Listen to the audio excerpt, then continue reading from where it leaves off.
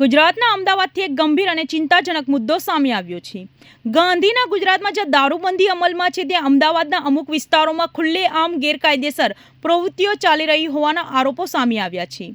રાણી વિસ્તારમાં આવેલા અજીતા સ્પા અંગે દારૂ, કૂટણખાનું અને અન્ય ગેરકાયદેસર પ્રવૃત્તિઓ ચાલી રહી હોવાની ફરિયાદીઓ અને સ્થાનિક રહેવાસીઓ દ્વારા ગંભીર આક્ષેપો કરવામાં આવ્યા છે। ફરિયાદીઓનું કહેવું છે કે દારૂબંધી હોવા છતાં સ્પાના ઓઠા હેઠળ ગેરકાયદેસર રીતે દારૂ પીરસવામાં આવે છે અને કૂટણખાનું પણ ચાલતું હોવાના આરોપો છે। લોકમુખે એવી પણ ચર્ચા છે કે અહીં વિદેશી મહિલાઓ, વિદેશી શરાબ અને કેટલાક પ્રતિબંધિત નશીલા પદાર્થો પણ પીરસવામાં આવે છે। ફરિયાદીઓનું કહેવું છે કે આ બાબતે સ્થાનિક પોલીસ અને પ્રશાસનને અનેક વખત રજૂઆત કરવામાં આવી છે, છતાં પણ કોઈ અસરકારક કાર્યવાહી થતી ન હોવાથી તેઓ જણાવી રહ્યા છે। મુદ્દો વધુ ગંભીર છે કે રાજ્યના ગૃહમંત્રી અને ડેપ્યુટી સીએમ હર્ષ સંઘવી દ્વારા કાયદાના કડક અમલથી સૂચનાઓ હોવા છતાં આવી પ્રવૃત્તિઓ કેવી રીતે ચાલુ છે તે પણ ચર્ચાનો વિષય બન્યો છે। ફરિયાદીઓ પોલીસની નિષ્ક્રિયતા અને સંભવિત મિલીભગત અંગે પણ શંકા વ્યક્ત કરી રહ્યા છે।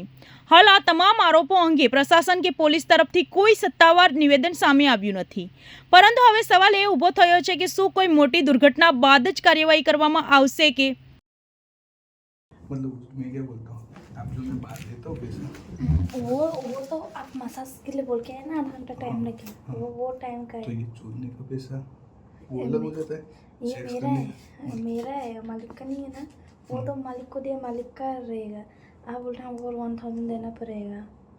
ऐसा है। हाँ। नहीं, मेरे को कुछ समझ में नहीं आता, मैं कभी मतलब कल कहाँ जाने वाले हैं? अलग पार्लर है।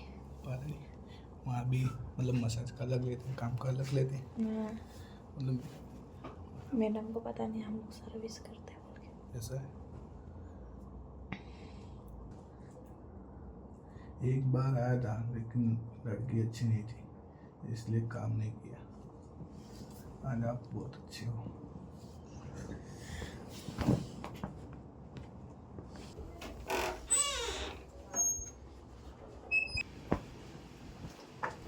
आपको काउंटर से पैसा नहीं मिलेगा, हाँ? हाँ। और 100 रुपीज़ दीजिए हमको। अरे मैडम, मैं 3 ही लिख के आया था, सही में बोलता हूँ, मैं ऑनलाइन लिखा ही नहीं किसी को जल्दी, मालूम है ऑनलाइन में सब निकलती इसलिए उसके कैसी